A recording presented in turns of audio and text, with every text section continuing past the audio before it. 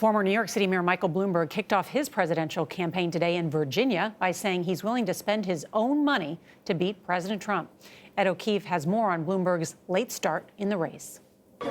Billionaire Michael Bloomberg's untraditional campaign began with a pretty traditional first campaign stop, chatting up the locals at a Virginia diner. So we're going to order one of each?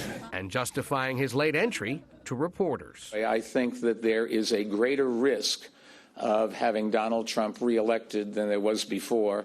And in the end, I looked in the mirror and said that just cannot let this happen. The 77-year-old former New York mayor has a daunting task. In a CBS News poll released shortly before he entered the race, 1 in 5 Democrats in early voting states said they would consider him.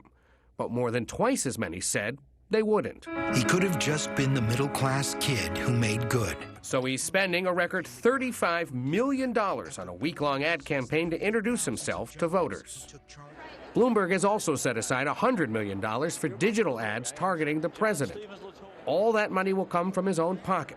He won't accept any campaign contributions. His fellow candidates aren't impressed. Mayor Bloomberg, who has decided to use part of his $55 billion not to buy a yacht, not to buy another home, not to buy a fancy car, but to buy the United States government.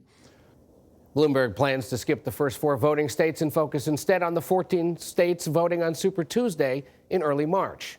Iowa and New Hampshire get plenty of attention, but Super Tuesday states will be awarding about a third of all the delegates needed to win the Democratic nomination, Nora. Proof this race never is boring. Never. Thank you, Ed.